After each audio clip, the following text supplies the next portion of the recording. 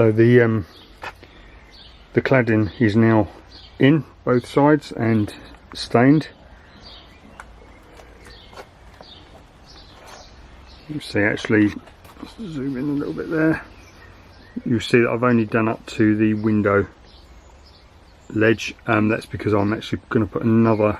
I had a slight change of mind, and I'm going to put another cupboard there, which will be level with the wheel arch and finish just underneath the ledge there, and we'll also bolt onto the existing unit, and that will become apparent in a later video why.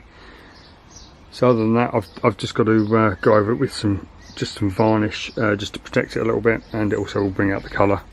So it's exactly the same colour as the table, which is kind of a teak kind of colour, which I think is quite a nice warm mellow colour. When that starts to age, it will look pretty good, give a nice glow inside. Yes, that's it really. So I'm just as you see, I've just got some cables down there. I'm just running some cables. Now for those of you who are sort of gasping in horror saying, oh, I haven't put them behind the walls or under the floor, that is absolutely by design. I want everything in the van to be completely modular, that I can add, take away, get to, repair, change and modify if I need to, because although I've done a base layout based on what I think will be needed, as I use it more and more, I'm finding out certain things that I would like to do or that I haven't done, and I'll just do those over time. But having any electrics you know, kind of hidden away behind units that I'm building is fine, but I definitely don't want them embedded in the behind walls and floors and having to dig that up if I need to make any significant changes. So the idea being that I could literally unbolt the furniture, and I can literally take everything out, just rearrange cabling and electrics and all that kind of good stuff without any real material sort of infrastructural impact is absolutely key for me. So I'll be doing another video on electrics and design of the electrical system, and that will be coming up in the next couple of weeks. Yeah, so that's basically where we're at on the cladding. So I'm just going to put a cupboard there, and that will become obvious why again in a later video. I've got some doors and stuff to put on that. As you can see in the corner there, let's have a look. There is an Adventurer 130 amp hour AGM marine quality battery. I'll be doing an unboxing of that at some point, and that will be featured obviously in the electrics video as I get that underway. Okay, I apologise if this is a little bit dark. Hopefully we've got no water on these. It's absolutely just having a complete monsoon outside at the moment, so I've just stepped inside of the van. I just wanted to point out a couple of things that I've done with the cladding. So up at you see a lot of people when they do cladding, up at the top, when they've obviously got a gap, they'll use another piece of cladding or a piece of wood just to go across the top, you know, kind of up here.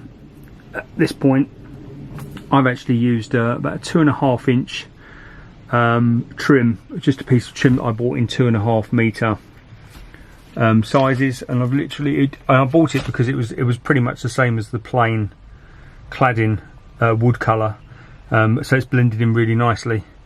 So it could be a Scotia for laminate flooring. I just picked it up at a B&Q, which is, in the UK is a sort of general hardware kind of DIY store, and I've got that on both sides to cover up that last piece that you always get with the gap as you go up the wall. A couple of other things to point out: I have left a couple of air gaps, so purposely around the wheel arches, a couple of air gaps there, and on the other side likewise.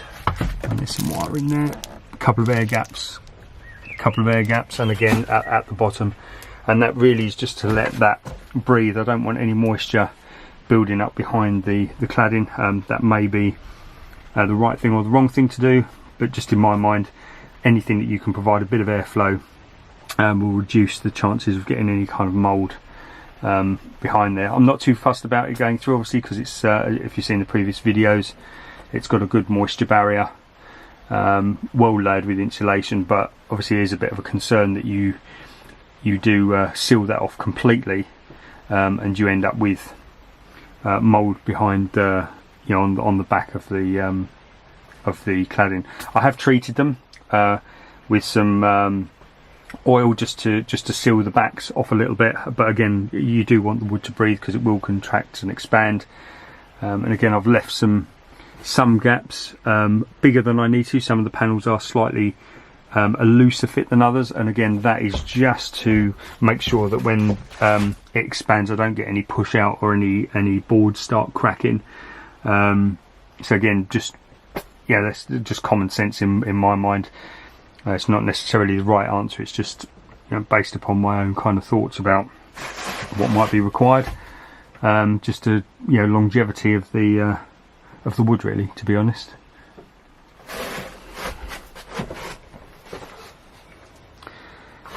So one thing I would say, just as a kind of just as a warning, if you are building a van and you're looking at doing cladding and you look at it and you think, oh, that's an easier option rather than putting in the ply boards or the and carpeting, that is very much a mistake. I can tell you that putting back in the ply boards, even if you have to trim them, and carpeting them, without any shadow of a doubt, is the easier route by some margin. Doing cladding, and anybody who's done it, especially on a you know, very curved van where you've not got the benefit of straight edges, will tell you it's a big job. It takes a long time. There's a lot of work involved. You have to follow the contours, so you put your main battens up and then you have to make shims, and as you go up, obviously it's wider at the bottom, so wider at the top than it is at the bottom.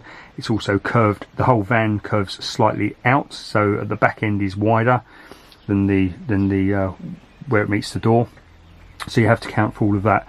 So just a word of warning, if you are building a van and you think, oh, you know, putting in some cladding, a few strips across it, that's an easy fix, rather than going to all the hassle of putting in the ply lining and carpeting it, you know, don't be misled. It's a whole lot of work.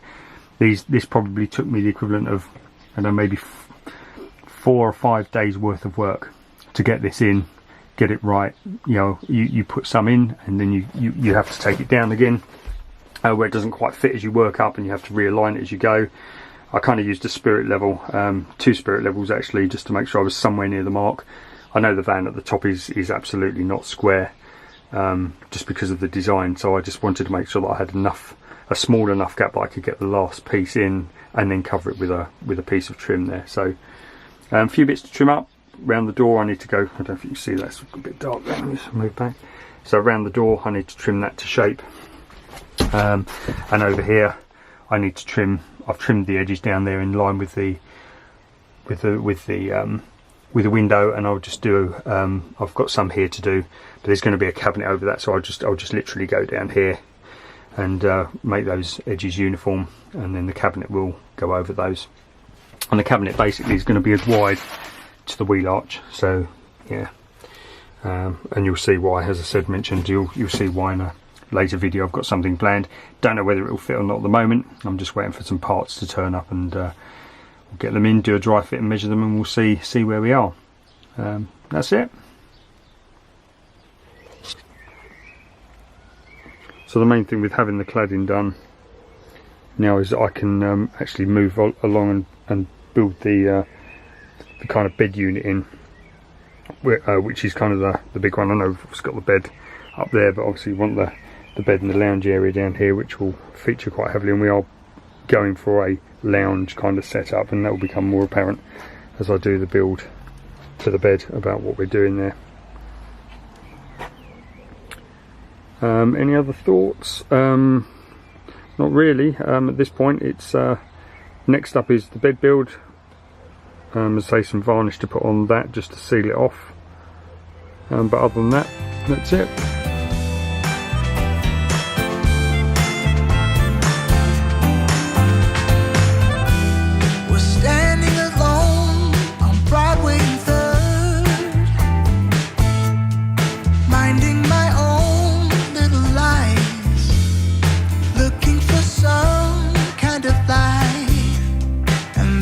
Caught me, I had in a smile I couldn't hide.